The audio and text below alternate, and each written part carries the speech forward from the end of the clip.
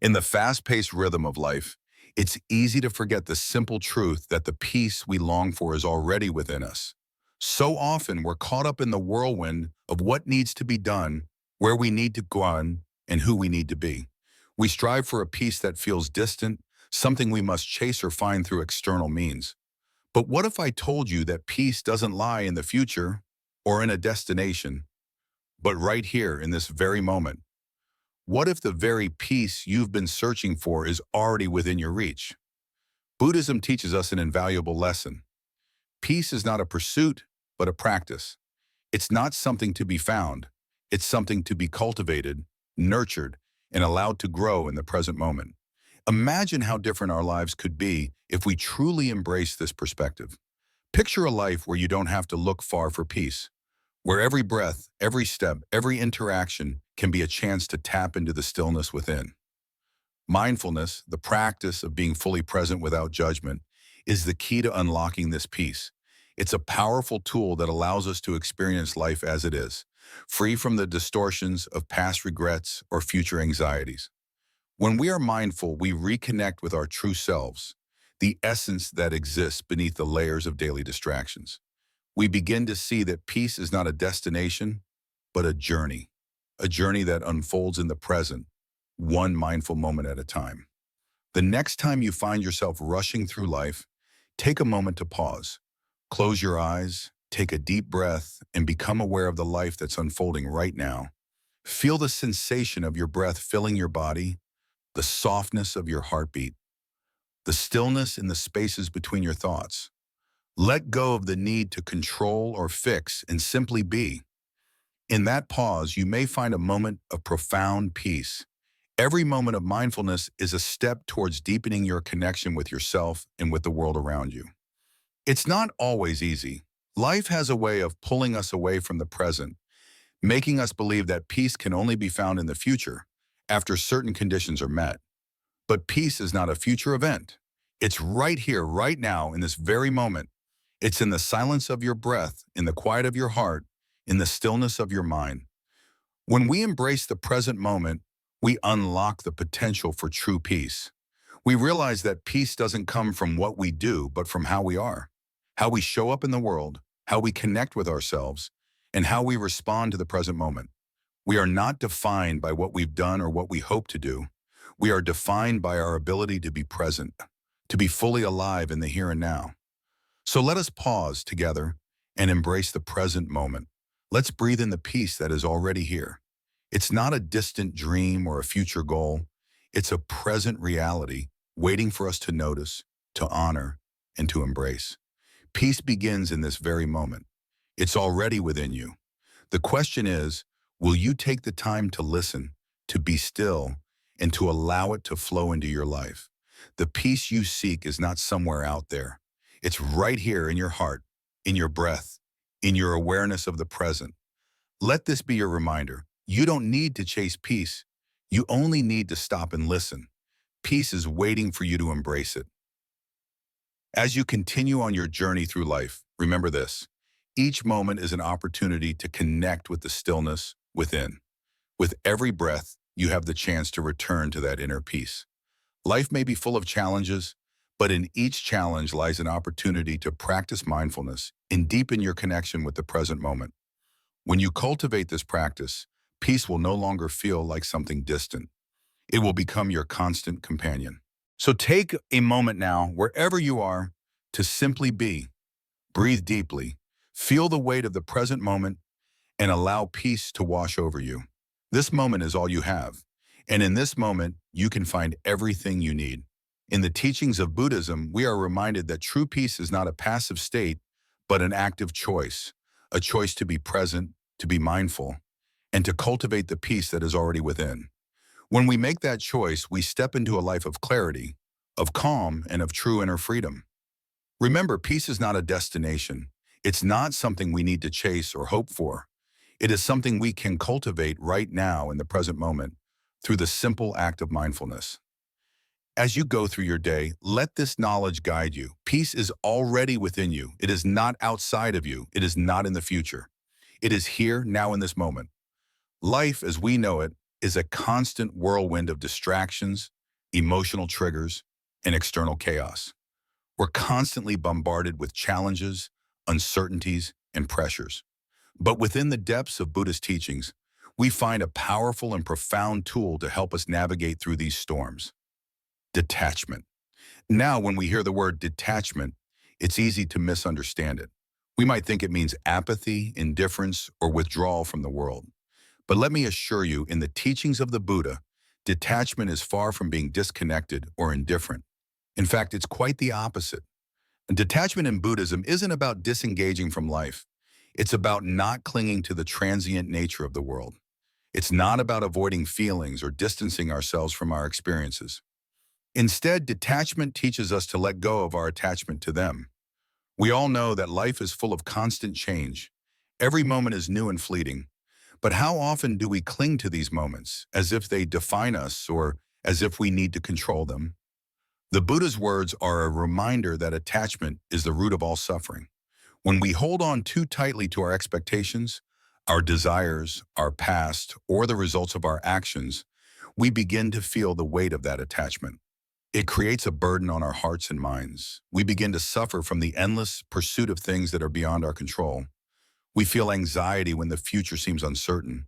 We experience anger when others don't meet our expectations. We fall into fear when things don't go as planned. But if we look deeper, we realize that it's not life circumstances that make us suffer. It's our attachment to how we think things should be. In Buddhism, detachment isn't about negating our emotions or rejecting the world. It's about seeing our emotions clearly, understanding them fully, and then allowing them to pass without becoming entangled in them. Think about it like a cloud drifting across the sky. The cloud is there, it has form, and it exists, but it doesn't last forever. It moves along and eventually it disappears. Our emotions too are like clouds. They come and go, but when we become attached to them, they linger in our hearts and minds, shaping our reactions and creating turmoil. Imagine the image of a calm, serene lake. The water is clear and still, reflecting the sky perfectly. The lake doesn't resist the occasional ripple caused by the wind. It doesn't try to stop the waves or hold on to them. It simply lets the waves pass, returning to its peaceful state. This is what detachment offers us. It is the ability to remain calm, centered, and peaceful, regardless of the turbulence that may arise around us. But how do we practice this in our daily lives? How do we cultivate detachment without becoming numb or disengaged? First, we begin by becoming aware of our attachments. We must ask ourselves, what are we clinging to in our lives? Is it our past, our regrets, our expectations of the future? Perhaps it's the need to control how others perceive us, or the desire to attain certain achievements to feel validated. These attachments aren't inherently bad, but when we attach ourselves too strongly to them, they create a prison of our own making. To practice detachment, we need to shift our mindset. Instead of holding on to our thoughts, emotions, and desires, we learn to observe them from a distance. We recognize them as fleeting, impermanent experiences. When an emotion arises, whether it's joy, anger, sadness, or fear, we take a moment to pause and simply witness it. We don't react impulsively or let the emotion control us. Instead, we allow it to be present, knowing that it too will pass. Another crucial aspect of detachment is learning to release the need for control. How often do we try to control every aspect of our lives? We plan, we strategize, and we try to manipulate the world around us to fit our desires. But control is an illusion. No matter how hard we try, we cannot control every outcome, every person, or every situation. Letting go of the need to control brings us peace. It's not about becoming passive or indifferent. It's about trusting that life will unfold as it should and that we can navigate it with grace and flexibility. As we practice detachment, we begin to notice a shift in our mindset. We no longer feel the weight of constant expectations. We are no longer driven by the need for validation, the desire for approval, or the fear of failure. We learn to trust in the process of life, in the impermanence of all things, and in the wisdom that comes from letting go. It's important to understand that detachment doesn't mean that we don't care about the world around us. Far from it. Detachment allows us to engage with life more fully because we are no longer shackled by our attachments. We can love without clinging. We can pursue our goals without obsession. We can be present in the moment without needing to hold on to it. In the practice of mindfulness, we learn to let go moment by moment. We become aware of the sensations in our body, the thoughts in our minds, and the emotions in our hearts. Instead of judging them or trying to push them away, we simply observe them. We acknowledge their presence and allow them to pass. When we approach life with this kind of awareness and detachment, we find that the challenges we face no longer have the same power over us. We are no longer at the mercy of our reactions or our emotions. We become like a great river that flows effortlessly around the obstacles in its path without being stopped or hindered by them. We move forward with ease, knowing that life's flow will always find a way, even in the midst of difficulty. And when we are able to truly practice detachment, we find that our inner peace grows. We no longer feel threatened by the ups and downs of life. We find joy in the present moment, not because it's perfect, but because we can appreciate it for what it is. We find a deep sense of gratitude for the fleeting nature of life, knowing that every experience, no matter how challenging, is an opportunity for growth. In this way, detachment is not about escaping from life. It is about embracing it fully and completely without being bound by it. It is about being free from the grip of attachment, and through that freedom, discovering a life of true peace and contentment. So, my friends, let us practice detachment, not as a form of indifference, but as a way of releasing the weight of our attachments and finding the peace that resides within us. Let us be like the calm lake, undisturbed by the waves of life, and let us embrace the beauty of each moment, knowing that it will soon pass and that there is more peace to be found in the next. Compassion in Buddhism isn't merely a feeling, it is a profound and transformative practice, one that can change our lives as well as the lives of those around us. It is the ability to truly understand the suffering of others, and more importantly, it is the courage to act in ways that alleviate that suffering. But what many do not realize is that compassion begins within ourselves. It starts by showing kindness and understanding to the most important person in our lives, ourselves. How many times have we harshly criticized ourselves? How often do we judge ourselves for mistakes we made in the past or hold on to guilt and shame that we no longer need to carry? These self-imposed burdens create walls within us, making it impossible to extend the same warmth and kindness we often wish to offer others. In Buddhism, the first step toward truly embodying compassion for the world is to practice self-compassion. Buddhist teachings gently remind us that in order to give compassion to others, we must first extend it to ourselves. It is not an easy task, but it is the most vital. How can we nurture and heal others if we are unwilling to accept our own imperfections? The wisdom of the Buddha teaches us that self-compassion is the foundation from which all other compassion flows. It is the soil from which the seeds of love and empathy for others take root. So how do we begin this journey of self-compassion? It starts with a simple practice, self-forgiveness. We must forgive ourselves for past mistakes, whether they were intentional or not. We must understand that imperfection is not something to be ashamed of, but rather something to embrace. Each of us carries a unique story shaped by our experiences, our struggles, and our triumphs. These experiences have made us who we are today, and in acknowledging them, we come to realize that we are worthy of love, understanding, and forgiveness. By releasing ourselves from the chains of self-judgment, we allow space for true healing and growth. In addition to self-forgiveness, self-compassion involves treating ourselves with kindness. How often do we treat others with care and gentleness, but neglect to offer the same tenderness to ourselves? Buddhism invites us to recognize that we deserve the same kindness we freely give to others. Self-compassion means taking a moment to care for our own needs, whether it's by resting when we're tired, speaking kindly to ourselves, or recognizing when we need help. It is a practice of self-care, self-love, and above all, self-acceptance. But the journey doesn't stop with ourselves.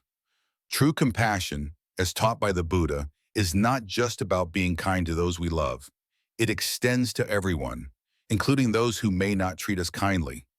It requires us to see the humanity in others, even when they seem distant, unkind, or hurtful. Buddhism teaches us that compassion is not contingent on how others treat us. In fact, it is often the individuals who have caused us pain or suffering who need our compassion the most. It is through seeing the humanity in others, especially those who challenge us, that we truly embody the essence of compassion. Imagine walking through life with the ability to see the pain and suffering in others, to understand their struggles without judgment, and to extend kindness without hesitation. This is the power of compassion.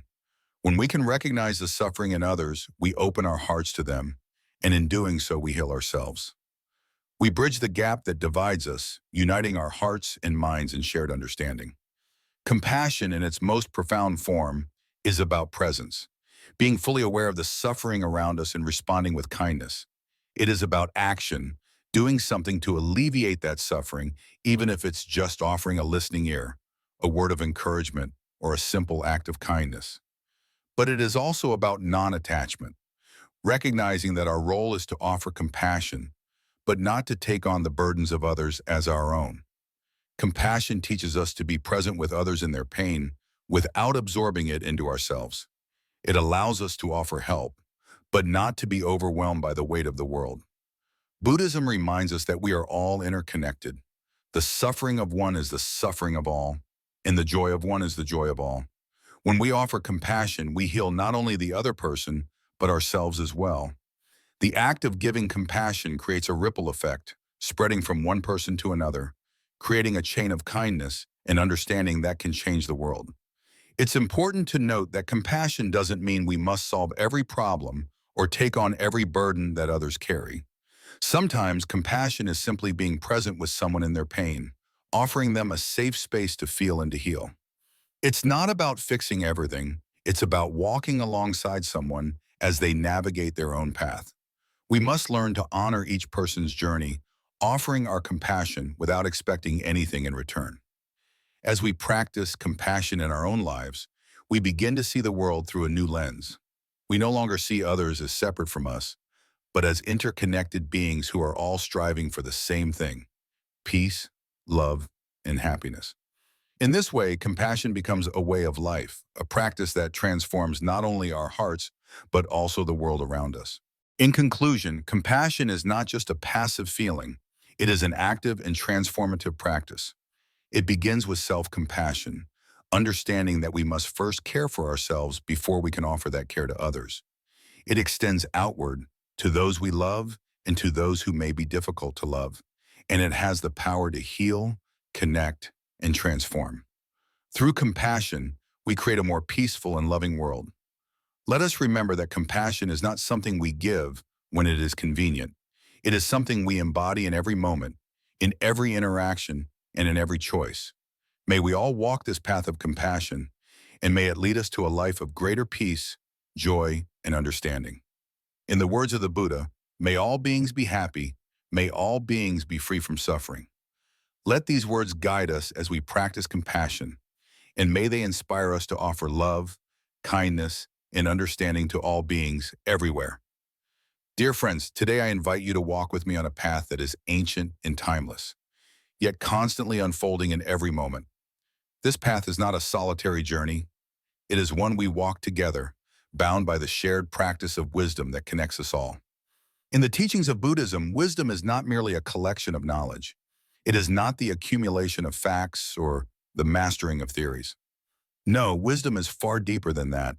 It is the ability to see things as they truly are, without the veil of our biases, our desires, or our fears clouding our perception.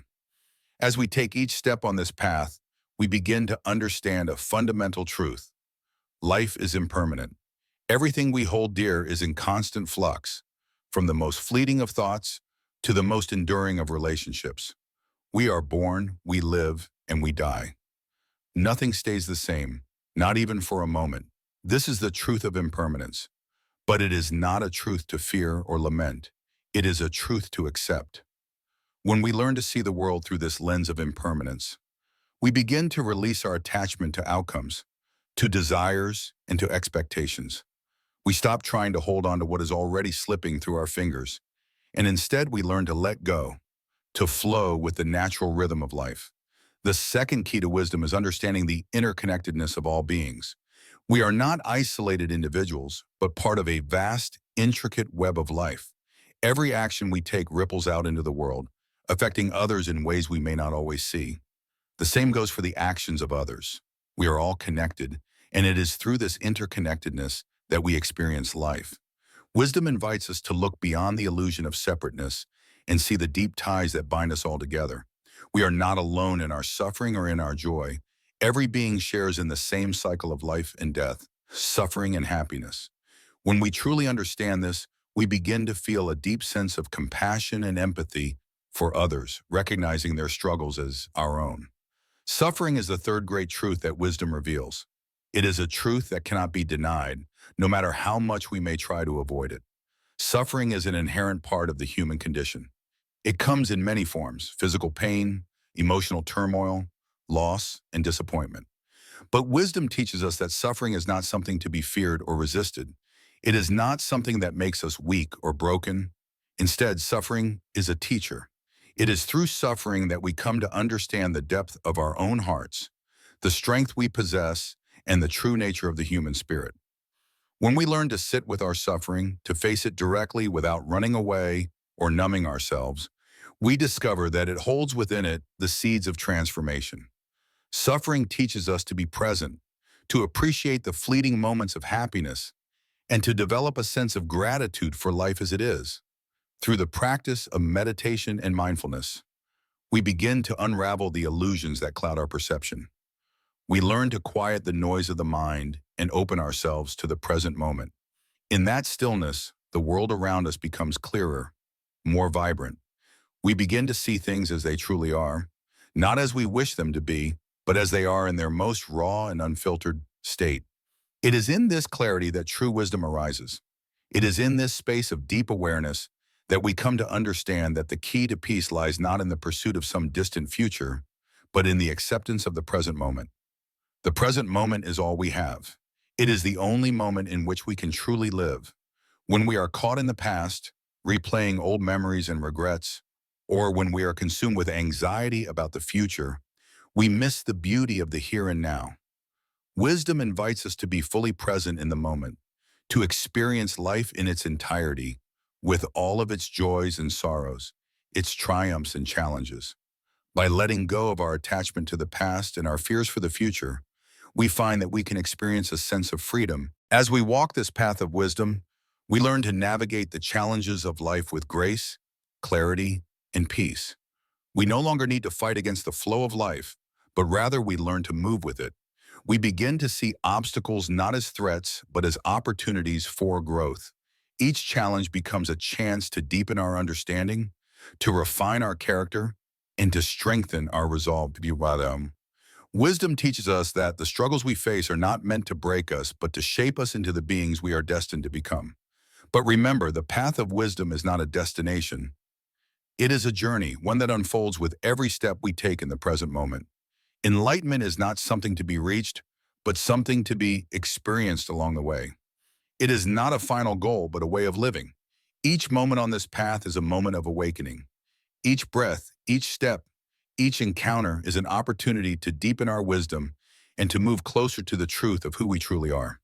So I invite you to walk with me, not as a student of knowledge, but as a fellow traveler on the path of wisdom. Let us embrace the impermanence of life, the interconnectedness of all beings, and the truth that suffering is a part of the human experience.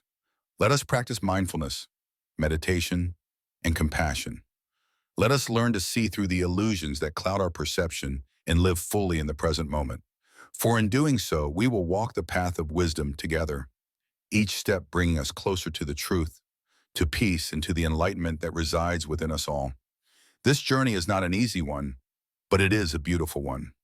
With each step we take, we are not only transforming ourselves, but the world around us. So let us walk together, with courage, with grace, and with wisdom, knowing that the path we walk is one that leads to true freedom, true peace, and true enlightenment.